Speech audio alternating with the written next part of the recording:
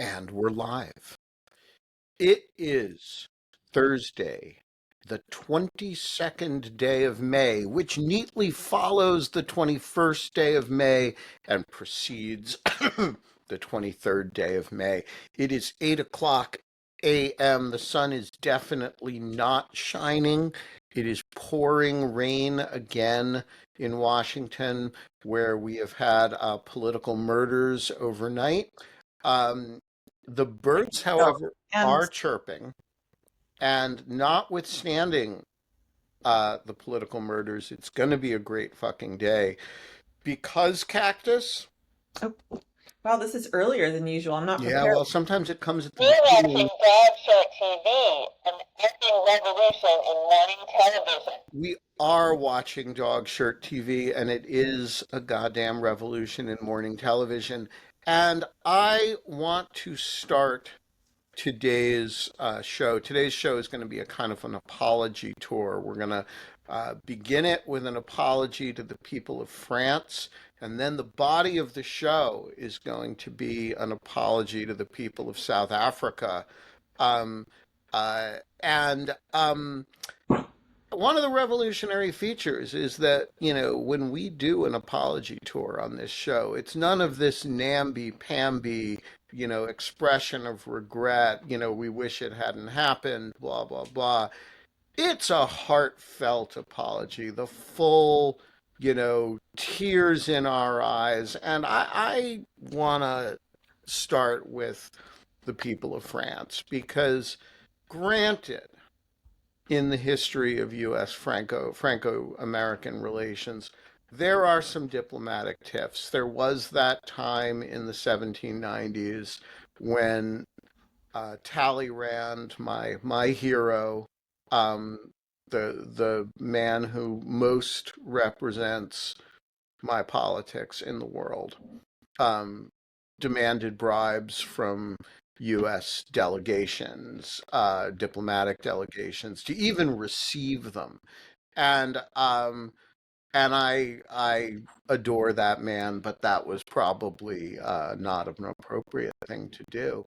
There was the time that uh, Julia Childs became the face of French cooking, notwithstanding, uh, you know, being American.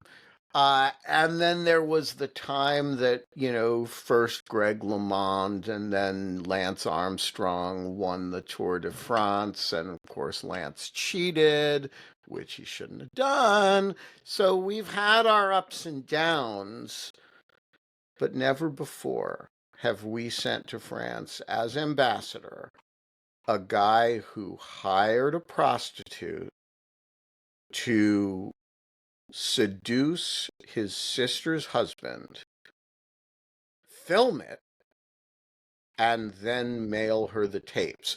But Although that's kind of really French, I have to say. I don't know. The French thing is the seduction part, but the blackmail, I don't think of it as, That to sounds really French. retaliate for cooperating. And the French thing to And do the is you, president is married to his teacher, his high school teacher. yeah, well, that's an older woman thing, not a hiring a Well, but he prostitute. was 15 at the time that they first knew each other. Interesting use of the word new. We're leaving that aside. I think I think it is inappropriate. Look, if you do that and you get away with it, and you don't get Elected president. prosecuted, then you're qualified to be ambassador to France. But once you've been accused by your own government of witness tampering, um, you, Convicted. well, Went to he jail. pled. He pled, went to prison, and then he was lucky enough to have his daughter marry Ivanka Trump, who turned out to have this father who becomes president and pardons him, and then appoints him ambassador to France.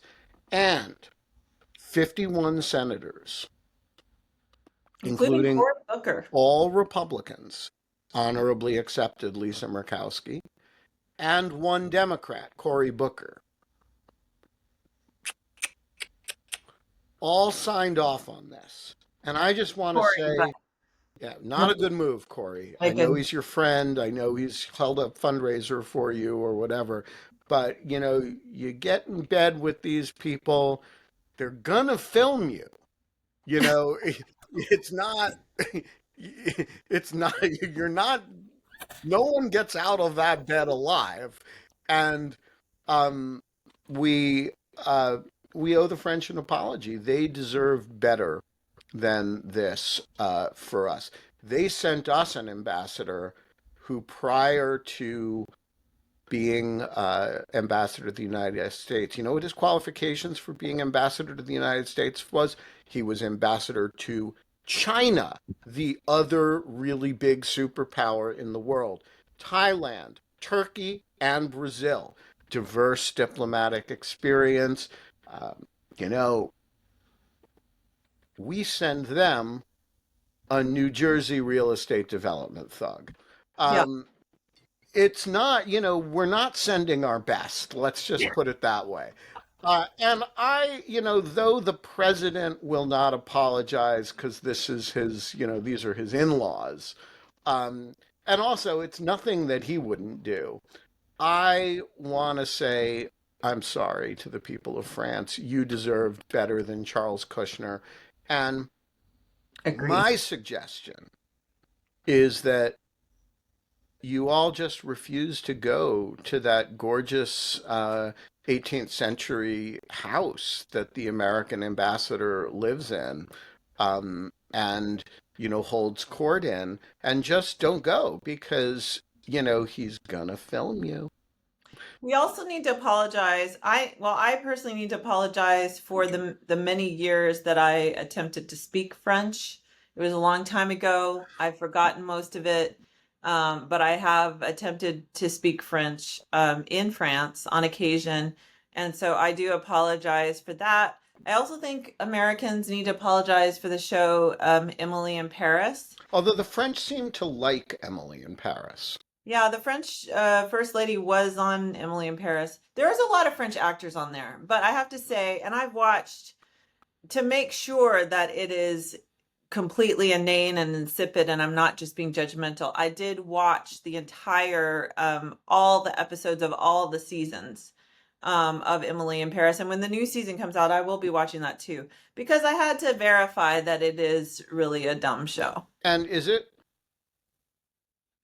It is, but I can't stop watching it. So I see. Can I ask a stupid question about Emily in Paris? yeah, I probably can answer it. About. Huh? What is it about?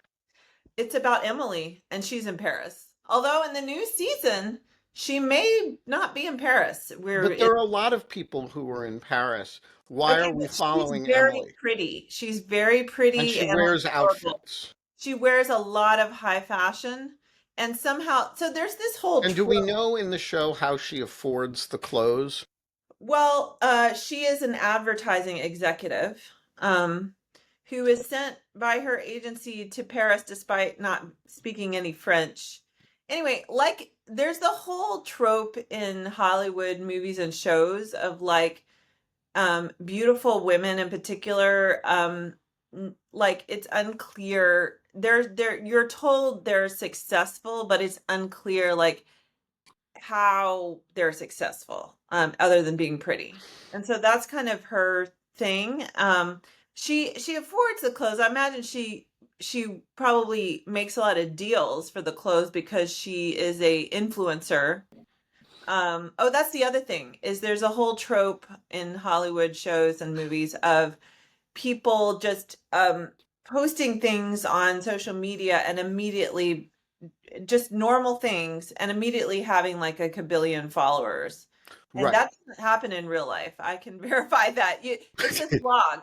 Like to get the followers, it is a slog. But she's just instantaneously like so popular as an influencer in Paris because she is cute and in Paris that the French first lady knows who she is. So and she gets free clothes.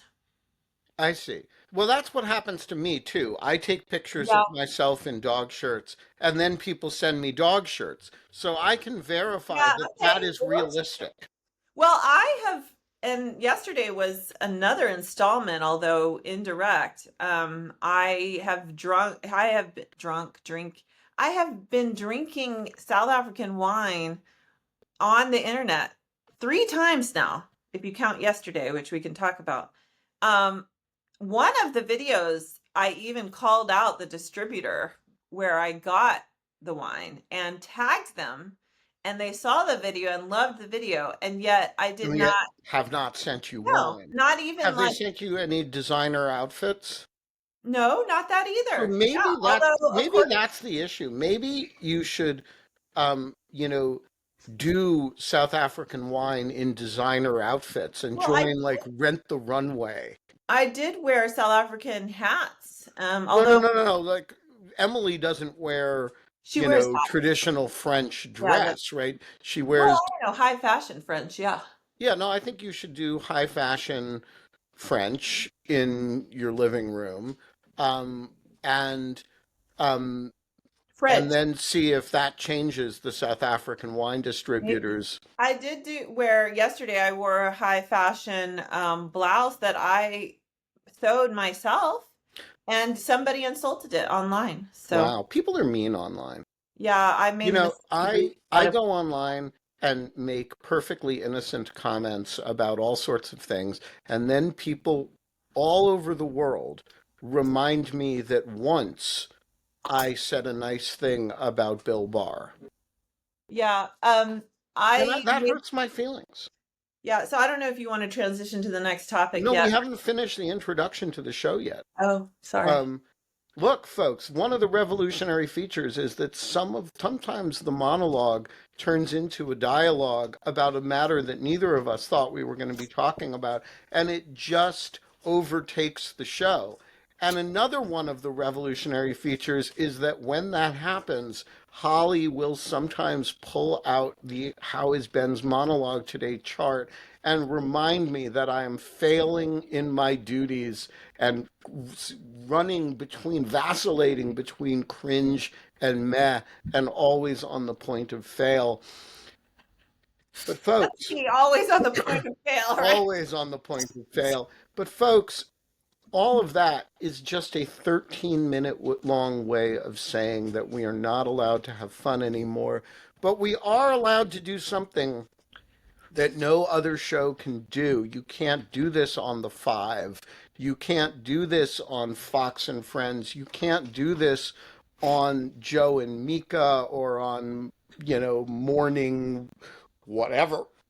You can only do this on Dog Shirt TV, which is the day after the president, um, you know, goes medieval on the president of South Africa. We can have a co-host who is an actual expert on South African politics and whose witty prose advised presidents about how to deal with people like Cyril Ramaphosa in the presidential daily brief. And so, uh, Holly, I want to start by asking you, when you advised presidents Including through, Trump. including Trump, through the president's daily brief about South African presidents.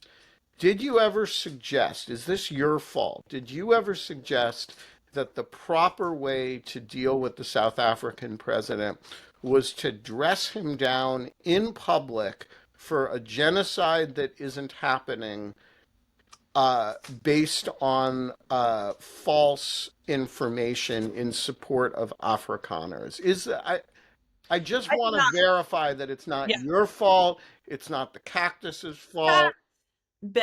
in fact, Ben, the snowman and I co-authored a PDB in 2017, I believe, that directly told him this was not true. Yes. So I don't know if I should say that or not, but nonetheless, it's now said, and hopefully, I won't get in trouble for saying that. But yes, no, he was spouting this nonsense in his first term, and was the intelligence community directly tried to communicate to him that it was wrong, and he did not care. So, All right, yeah. back up Um, and tell us what happened yesterday. yeah, so speaking of comments, first of all, I did a Bulwark hit on this yesterday, and so therefore I actually did watch the entire thing, which I deeply regret because I just about threw up in a trash can. And according to the comments, I did make errors of and also was wearing ugly clothes. So there's that. Never read the comments, friends. Never read the Well, comments. also, never be apologetic about ugly clothes. Ugly Well, yeah. clothes are normalize it. They're awesome. Yeah. Okay. So Ramaphosa, who's an incredibly charming guy, and his excellent people skills have served him incredibly well and South Africa very well over the years. He's an apartheid struggle veteran who helped draft the and get past the new constitution after the end of apartheid, and just very good at wrangling the many different interests in the in the ANC political space. It's Is a he genocidal? he is absolutely not genocidal. In Is he fact, he's a wealthy has he businessman. personally killed white innocent white landowners? He has not. He has not. In Okay, just fact, checking. he was when he became president, especially considering the alternative. He, Americans, we were very excited. So he is definitely not a genocidal. So a lot of people online were wondering, like, why he's stupid. Why did he ask for this meeting? Obviously, he knew what was going to happen. And I think in his mind, and the way things have gone in South Africa, since following the example of Mandela is, when people don't like you and people you have major differences, and even when those differences are very bigoted and prejudicial and all of those things, like you sit with them and you befriend them and you form a relationship and you use relationship and excellent people skills, which he does have, to sort of smooth things over. So I have no doubt he asked for this meeting because he truly believed, with good reason, that he could charm and win over President Trump. And you know what? I don't know the private aspect of things. He may have, I think they may have made a little bit of progress, but we'll talk about that. So that's why he did it. He asked for the meeting. And at first, it went really well. He did a lot of things very well, Ramaphosa. Number one is he brought white people. He brought his white agricultural minister, who's in charge of the farms. He brought That two that very guy, by the way, is a secret self-genocide guy. I mean, He's actually the it's longtime leader of the opposition who joined coalition last year. longtime leader of the Let's Genocide Ourselves white party. Yeah. Yeah. He brought two very important, and these guys, won the day. He brought two white South African golfers. He brought a golf book on South Africa's golf courses, and he really played up the golf. So some very good leadership analysis and strategy there. He brought a wealthy white billionaire businessman who I incorrectly identified in the Bulwark video as an older golfer. He probably is he's definitely older, and I'm guessing he golfs. So I don't think that's inaccurate. He is an older golfer. He's also a very wealthy businessman. And he brought, so he brought white people, number one, and he had them speak, number two, and I'll talk more about that. He mentioned golf effusively.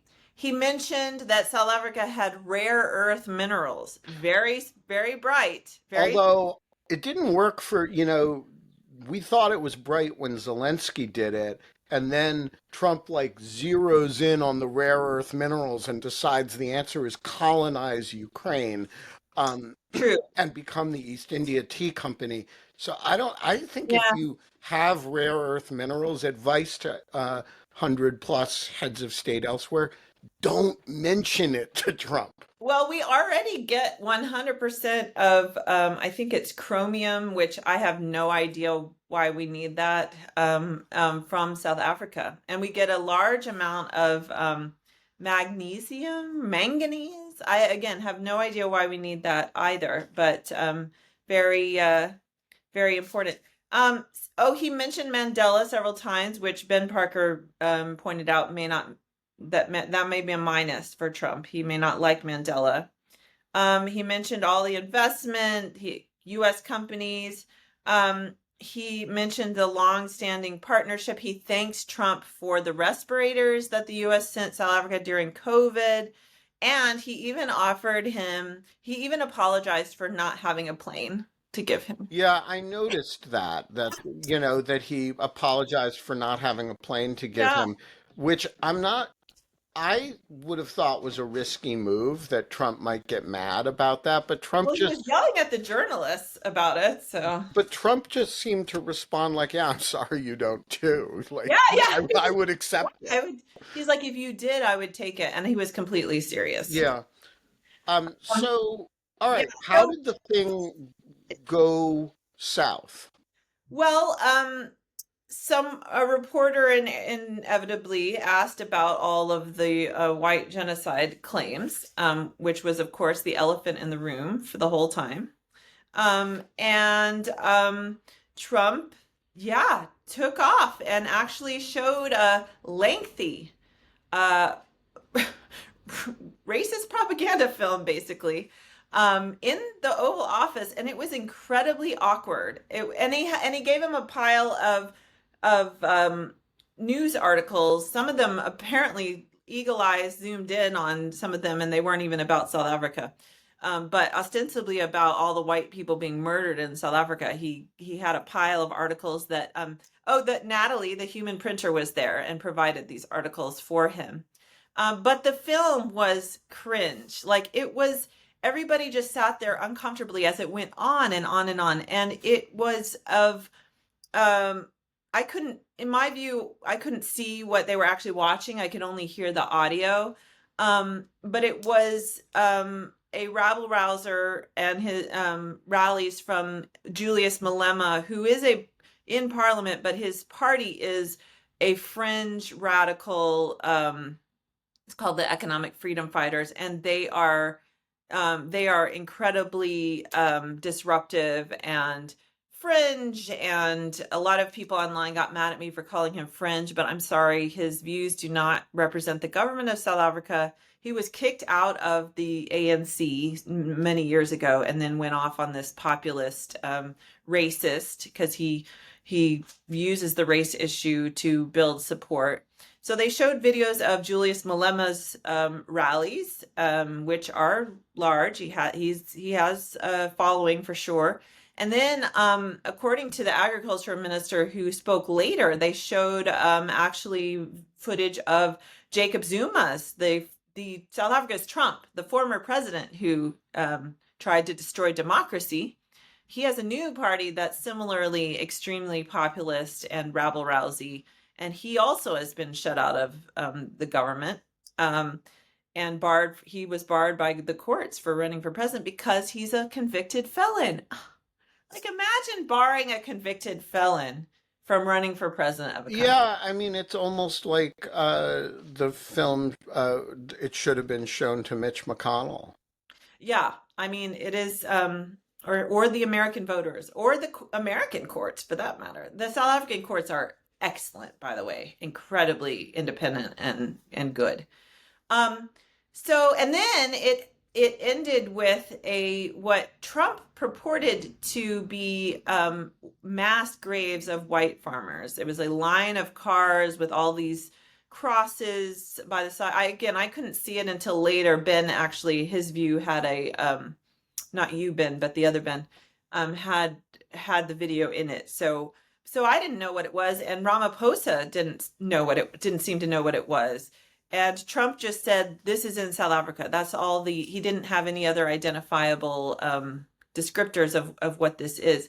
Apparently what it is it is a protest that has been held a few times where they have, they put up white crosses for the white, not just the white farmers, all the farm people that have been killed, which is a thing that happens, white and black farm workers and farmers, because these farms are very remote and South Africa has very high crime.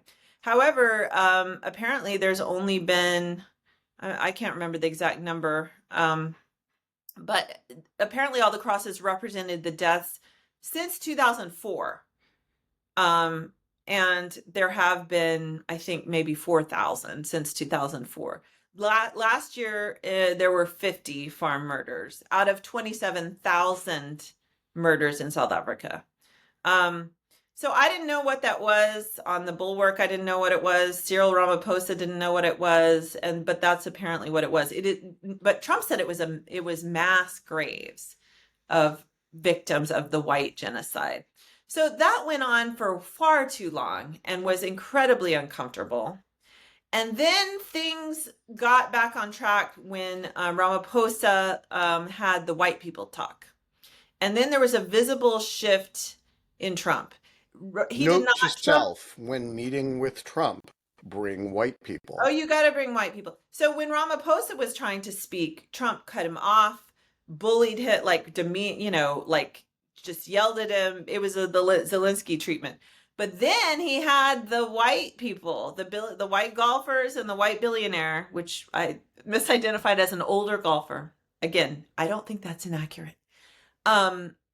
And the white agricultural minister. They did, especially the ag minister, did a fantastic job. And Trump sat there and listened to them, did not even interrupt them one time, did not push back, and they were directly contradicting his line.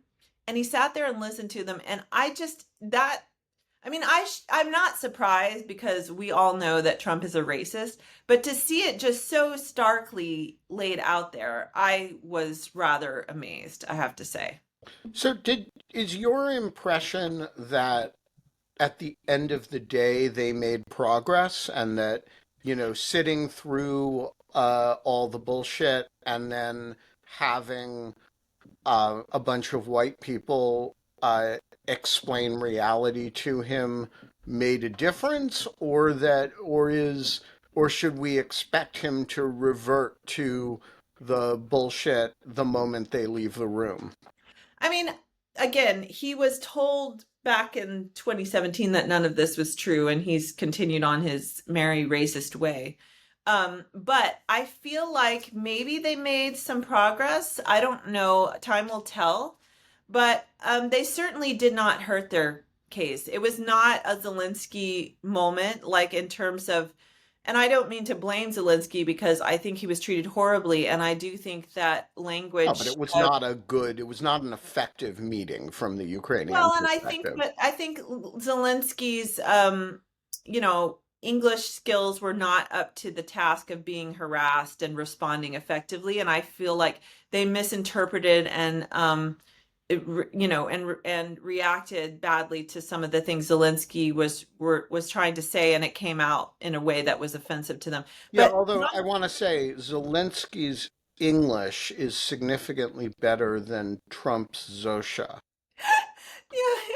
Yeah. Ramaphosa's, all the South Africans speak very, very, English is one of their national. I know, but I'm just saying, if Trump had to conduct a meeting in Zosha, or in Russian for that matter, I don't think he's up to it. Yeah, definitely not. He's barely up to it in English, to be clear. Ramaphosa and Zelensky both speak better English than Donald Trump, to be clear, in my opinion. So anyway, Ramaphosa, even though you could tell he was upset, he was prepared for a whole snow job, but I do not think he was prepared for a film to be shown in the Oval Office. I think he seemed taken aback, and the lengthy film, like it went on, and you could tell he was uncomfortable. He was not happy. He was kind of doing breathing. He was shifting uncomfortably. But he let it pass. And then the whole tone of the meeting was polite on their part. And again, by the end, Trump was listening to the white people. And I don't know. I think maybe they made some progress there. And So oh, the what? other thing they did well was they pivoted from they didn't deny that killings were happening, because you can't deny South Africa's high crime rate. There's no question. But they reframed it correctly as a crime issue. And then they immediately pivoted to, maybe we can get some help from, and we would be interested in Starlink to help with our policing, as well as other technology that your tech bros might be able to help with. Wink, wink, nod, nod, like we would, this would be a good thing. So they pivoted very nicely. And so I think they may have done some good. Certainly they didn't hurt their case. And South Africans, according to my family sources who are South African, permanent residents anyway, people are feeling proud of the delegation there. They also democracy-splained to Trump very well, which was amusing. All right. So help me out here understanding the South African strategic objective. Um, Obviously, there's some embarrassment factor and annoyance factor if Trump is giving refugee status to Afrikaner farmers. But at the end of the day, if 60 or 80 or a few hundred Afrikaners settle in the United States, that's not actually a very important thing, except in this very loose optical sense. What are the South African president isn't in the Oval Office trying to, I mean, I think a secondary objective is defending South Africa's dignity. What is the primary objective? Is it to prevent sanctions, or like what's the concern that they're trying to head off here? It's economic. I mean, they have a few different concerns. Obviously, the tariffs, which the current level of which I am unclear. For some reason, I can't keep track of what the levels of tariffs are at any given There's time. no point in keeping track of it because it's going to change in a week or two. Right, exactly. But at the height, they had one of the highest, other than China, they had one of the highest in the world, which is why I was drinking their wine, which is one of their exports to the United States, one of their main exports to the United States. But also, so they obviously are not wanting the tariffs. They also are wanting the re-up of the African Growth and Opportunity Act program that they've had since that started in 2000. AGOA, as it's known, basically eliminates all tariffs, all duties for designated products. I think it's about 1,800 products in Africa. For South Africans, that's been cars, because South Africa manufactures a lot of automobiles for multiple car companies, including American car companies. GM has a plant there. Ford has a plant there. Chrysler, I believe, has a plant there. As well as other non-American car companies. That's one of the big sectors. The export is they manufacture cars and then they're exported. Wine is one, and grapes, as well as citrus is a big sector. They export a lot of citrus to the United States. So they've benefited from AGOA, although compared to some other countries, it's not quite as vital. It was more, it had a bigger impact 25 years ago, when the economy was really, I mean, that was only 6 years post apartheid, and any economic break had a bigger impact then. Now, I mean, the South African economy is, it's very diverse. It's very diversified. Their trade partners are diversified. A lot of their trade is to the region. They really are a huge economic boon to Africa. And in fact, I mean, I could see it with my own eyes when in the apartheid era, sanctions were lifted in Africa. All of a sudden, we were just flooded with products and goods that we didn't have before in Kenya and other countries. So regional trade is huge for them. China is their number one trading partner. Of course, all of this will push them closer to China.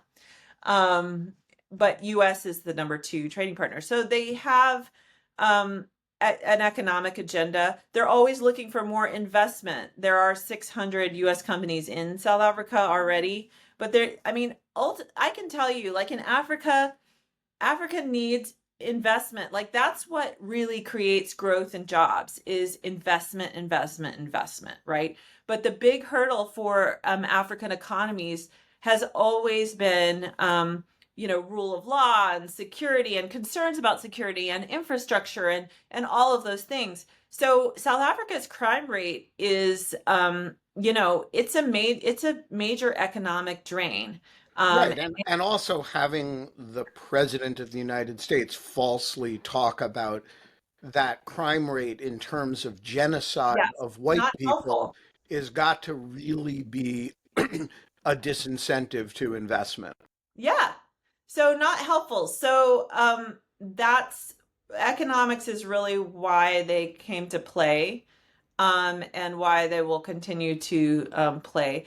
The relationship with the US has been very fraught for a very long time, and we've talked about this before. Their foreign policy is really not aligned with ours on multiple fronts. Although In a now hundred that Trump different is ways. pro-Russian, they have something else in Yeah, common. I mean, we're more aligned on Russia and Ukraine. Their insistence on pursuing this International Court of Justice genocide case against Israel is obviously a source of friction. Yeah.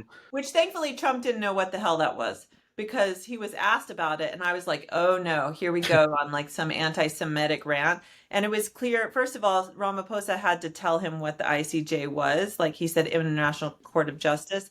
And then Trump just went on. It was clear he didn't know what it was. He was like, "Yeah, well, we'll see what the decision is and whatever." So there was no confrontation in the Oval over Israel Gaza, which I was concerned about Interesting. because Um, Trump didn't know what the hell. so what are you, if this, let's imagine, as Musk would say, a fork in the road. And if this went well for South Africa, what do the next couple months look like? What would you expect to see? And if it went badly, what would you expect to see? Well, Ramaphosa referenced, and I'm sure this is the case, that there are people like people lower down the totem pole are in trade negotiations. So we'll see. I think that's really what we're looking for here. What they're looking for would be a re-up of AGOA for one thing, which expires in September. And then also on this tariff thing. I mean, ultimately, that's what Trump's game is on the tariffs anyway, is he wants all these people to come and beg him for preferential trade deals. And that's what South Africa is is engaged in, and what they're after is whatever the tariff regime is going to be. They definitely don't want it at 30%, which is what it was at one time. Right. So their goal is to minimize damage here. Absolutely, absolutely. And yeah, we've had again the relationship has long been fraught, like diplomatically, for sure. Under every president, it's been a long-standing fraught relationship going back to 1994 because of the US's, in my opinion, appalling record during the apartheid regime. But they've always the economics they bucket that that's a separate thing, because South Africa is, the healthiest economy in Africa, the most dynamic. Nigeria's is technically bigger, but Nigeria is not. Nigeria is a bit of a mess. Nigeria is a mess and could be a massive, bigger mess at any time. South Africa has problems, but it's not a mess. Like, it is a true democracy. It has dysfunctions and problems, but it's a true democracy. It is a dynamic, diversified economy that is still too racially segregated, and the income inequality is just terrible. But they're a country that we need to deal with, and they don't. I mean, they could do without America, but they're looking for any and all investment and economic opportunities. So, question from the chat. Do we think that Trump was having difficulty with Ramaphosa's accent, or Maybe, but I think more importantly, he was having difficulty with Ramaphosa's skin tone. Yeah. Ramaphosa's, I mean, what do people think? Because I don't have problems with African accents. I mean, I have trouble with South African accents, white and black. I particularly when people are speaking fast, it's an accent that, I miss words. I never have trouble with. He doesn't speak fast, Ramaphosa, though. I thought actually some of the white people were harder to understand. Well, look, the Afrikaner accent is tough. It's one of those accents that I have trouble with. I don't know. Ramaphosa's English, to me, he speaks slowly, and it's the Queen's English. I mean, he has almost a British. That's the king to you. Oh, sorry. I keep forgetting. Don't misgender King Charles. Okay, sorry, King Charles. The King's English, yeah. So I mean, anything's possible. I mean, I just think Trump's mental acuity issues, if he can't hear an accent, that's the tip of the iceberg. So right. All right. So one other thing I want to mention, which is not related to South Africa, but just as an aside. So I assiduously try to avoid watching Donald Trump, and have for many years now. I mainly read my news and listen to podcasts that clip him sparingly and mercifully sparingly. But because I agreed to do that for the Billwork, I watched the entire. It was an hour, and so that was the first time I had really seen Donald Trump at length, and his treatment of the press. I mean, he berated pretty much every single journalist that asked him a question that was at all, probing at all. And I was struck by how much the Overton window has moved on this issue, because I'm old enough to remember back in 2017-18 when he would, insult the press, and, on occasion, that was news. And he did it for an hour solid. I mean, like, in disgusting, personal, horrible terms. And yeah, everybody's just like, okay, that's just part of the deal, the gig now. And was it primarily directed at women, or because no, there was no gender. In fact, the worst comments were, there was he really didn't like NBC or ABC. He went on at length, and both of those were men, I believe. And he went on at length about they're a jerk, and then brought it up later, like, oh, as that jerk, disgustingly, asked me. It was about the plane, the Qatari plane, which, by the way, a model of it was on the coffee table. I think that was a model of the Qatari plane. It was literally sitting in front of some plane model. I don't know if it was the Qatari plane or another plane. I assume it was the Qatari plane, because what other plane would it be? Was literally sitting on the coffee table in front of Trump. So then journalists ask him about the Qatari plane issue, and he goes off on them as if that is just Why would you ask about that? Like, this is disgusting. We're talking about white people being killed and genocide, and you're bothering me with this plane issue, which was a gift to America, and blah blah blah blah blah. So it's almost like he baited them with this model. And Not not that almost like. yeah, I mean, he um he's clearly feeling a little bit stung on the Qatari plane issue, very defensive. and um uh he doesn't want to back out gracefully, which, he could do by just not accepting the plane. Um, but he really wants the plane. And the attacking the press is a very good way of changing the terms of the discussion. The problem for him on that is that I think a lot of people who are not the press in Congress are uncomfortable about this. And, you They know, they've been uncomfortable for 10 years and it doesn't matter, and he knows that. no, but it matters in terms of whether you can shift the debate. Um, and the South African president was in his, the press has a lot of cover to keep raising this. Let's put it that way. Yeah. Yeah. Anyway, I maybe I'm just a naive naif or whatever. That's a redundant phrase, but I was shocked at the treatment of the press. And I've known that he's obviously done this for a long time, but I was shocked that people just didn't even blink about it, you know? So, oh, at one point he asked Right, they were all being like Ramaphosa. yeah, um at one point he asked about again these videos of real hate speech by Malema and Jacob Zuma's party towards like kill the Boer, things like that. Okay, there's a song called "Kill the Boer" that they sing at those rallies.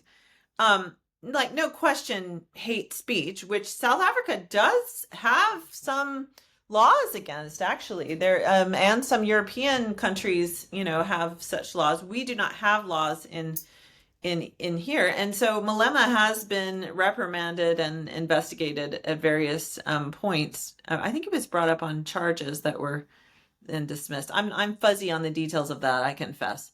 But at one point Trump's like, why don't you just arrest him immediately? And so they kind of had to like democracy explain like free speech to Trump. They democracy explained eminent domain, which that was one of the missed opportunities by Ramaphosa. He was trying to explain their land bill that they just passed. And if he would have used the phrase eminent domain, I believe maybe that would have registered with Trump, because I think Because Trump of has real real estate. estate. Yeah, that he would have understood that, because I would think any real estate developer would have an understanding of eminent domain, and maybe he's even benefited from eminent domain. And that's mostly what this law is about. It might be a little bit stronger than our eminent domain, but they don't use that term in South Africa. So that was kind of a missed opportunity that Trump didn't pick up on. He wasn't able to get through to Trump on that one. But then they democracy explained the agriculture minister really democracy explained, like, oh, so those fringe people, what you want to do, and what we've done is like we've joined together in a coalition with people who are not our natural allies to sideline those people and make sure they don't have any influence. And it was kind of the subtext to me was like, yeah, like America should have done with you people. So explain some. Let's leave the Oval Office and go to uh, Pretoria / Cape Town / Johannesburg for a moment. Um, uh, when last we talked about South African politics, they were trying to, or just forming this government, which the ANC had lost its majority. Ramaphosa is still president, but he has to put together a coalition that includes, um, you know, The main the opposition. main opposition party, which is more liberal in the classical L sense, On economics. whiter, and um, isn't interested in the sort of Mugabeization of South Africa, which the Which Zuma he was faction. Ramaphosa.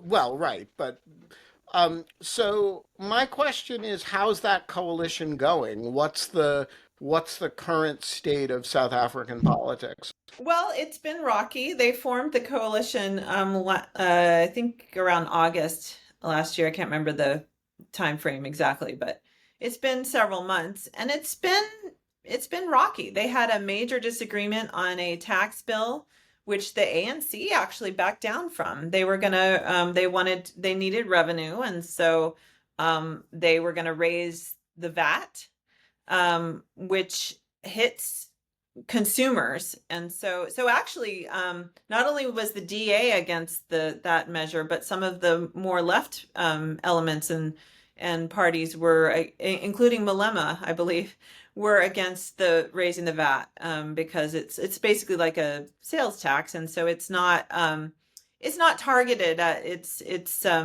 what is the economic term, regressive or Yeah, it's progressive? regressive Yeah, because all consumption taxes, unless they're on yachts and fine wines, are regressive because the poorer you are, the higher percentage of your income you spend on uh, consumable goods. And so if you have a flat tax on consumer goods, it hits um, it hits in direct in inverse proportion to wealth. right. Um, So that would be a regressive tax, and and they back down on it. Now they're still, I forget how they're going to retool and make up the revenue some other way.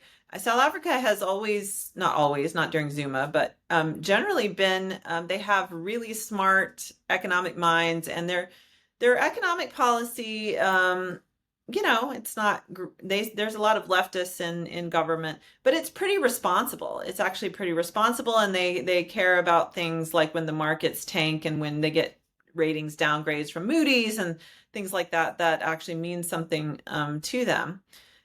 So that was a big kerfluffle. And then, of course, they've disagreed a lot on the land bill, which the DA, the opposition party, the DA, thinks goes too far. So there's cases pending in South Africa's very independent courts, which, most South Africans, the overwhelming majority of South Africans have confidence in. So the courts have been really a saving grace, and probably will in this case as well, because the DA will respect the decision of the courts.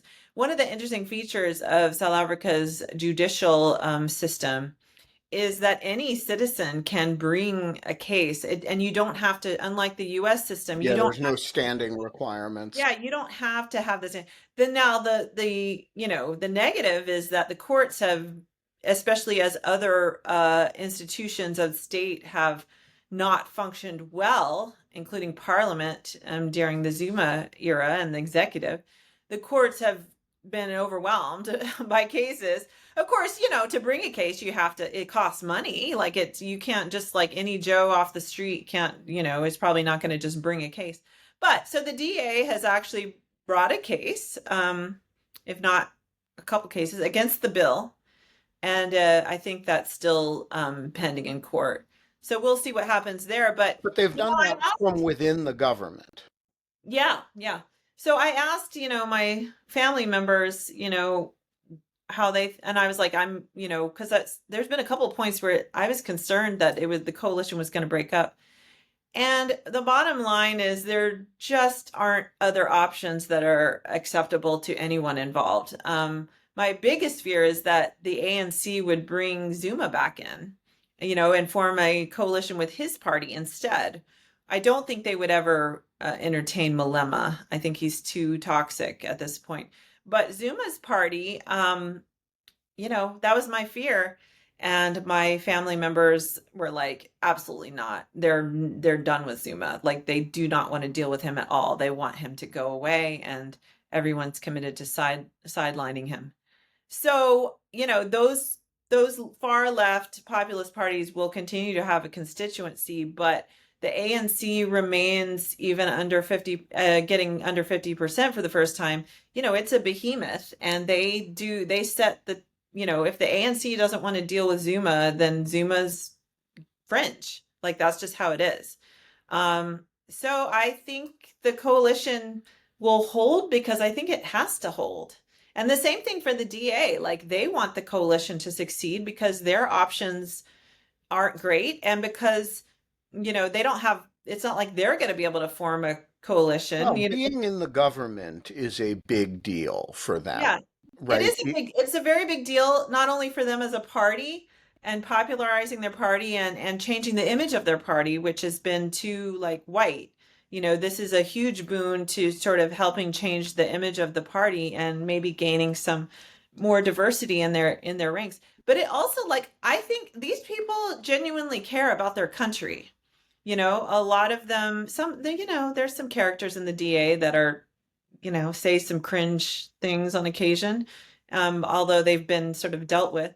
But a lot of these people, have been around a while. Again, apartheid was only 30 years ago. That some of these people were fought against apartheid back in the day. Right, That have the found their DA way. is kind of the lineal descendant of the old Liberal Party, right? Yeah, yeah. I Which mean, was some of the which was a white anti-apartheid party. right, exactly. Helen Sussman and Yeah, trying to remember the names of the old South African liberals, but they were um a they lot of them were were Jewish. yeah, a lot there were a Including lot Sus- of Jews and they were English, not Yeah. Boer. And it was Um, centered in the Western Cape, and that's still where the DA runs the government of the Western Cape, and it's and that's the other thing that has been and Democrats in America take note. One of the things that has helped them is how they've performed in government. The Western Cape is, you know, it's not even close. The best run province in South Africa, and Cape Town is the best run city in South Africa. And people, even poor blacks, and they're not people that are not their natural constituency, can see that, and those that live in Western Cape benefit from that. So, performance they've sort of proven themselves by performance, but they still have the reputation, and sometimes they don't help themselves with some of the statements of some of their members. They have the reputation of being the white party and a right. little cringy on occasion. And um but they must be getting significant black and non-white votes because they weren't getting 7%, right? So I don't know. I don't know the exact numbers. They have gone up in recent years. They were going up quite nicely during Zuma's time. They benefited from all the outrage against Zuma. And then they had some internal controversies, including one of their big names, Helen Zilla, said some racist things. And then they had some internal divisions. They had a black head at one point, but then controversies over him and his leadership that tanked them. So they went down, but now they're back on the upswing. They definitely have I don't know, significant. I can't choose the correct adjective there, but certainly black middle class professionals are open to the DA, and they have support from those groups. And then in the Cape Coloreds, and that's not a derogatory term, that's what they're called. Right. And just Which, for which is a people who don't know creole. the lingo, coloreds refers to mixed race and Indian, right? Yeah. So the Cape Coloreds, well, Cape Coloreds is actually a specific, anyway, that's a whole story, but that I won't go into. But the Cape Coloreds are very pro DA in Western Cape, and part of that government as well. So it's not an all white party. They can't, obviously they need more than just white people to do well. And they've done they've done well in the last election. I think they had their best performance today. Gotcha. All right, we're going to leave it there because we are out of time. Wow, did we spend the whole hour on We this? spent the whole hour on Gosh. South African politics and South African American relationships. And Wow. I just want to say, The snowman is a white farmer. nowhere else, well, he's certainly white, nowhere else in morning television or afternoon television, if you're joining us from South Africa or Europe or whatever, nowhere else can you have a whole hour devoted to South African White House relations at this level with a former CIA Africa analyst. You just don't get to do that, except on Dogshirt TV. So I want you all to share this video on whatever social media platforms you use. I want you to say, hey, there's this show called Dog Shirt TV with this weird asshole who wears a dog shirt, but he has really good conversations about South African politics. And I learned a shitload because he has this woman, she's white, by the way, who, yeah, I mean, she is white. There's nothing, there's like, we can't do anything about that. But she really knows a shitload about South African politics, and I learned more from an hour watching her and the creep with a dog shirt than from all the other coverage combined. And she has this Rift Valley Academy sweatshirt. Yeah. By the way, I changed my shirt underneath. We too much It's just information. We don't need to know. Um, and so I'm going to subscribe on Substack, preferably, but otherwise on YouTube or whatever podcast you listen to. You know, get in your friends' faces about this. We had more than 30 people on this show live today. We're working, we've never made it to 40. That's our current goal. We're trying to get one user at a time for higher quality conversation. Holly, Berkley, Fletcher, we will be back tomorrow. I will have a script for the event, let's call it, and I hope you'll join us then.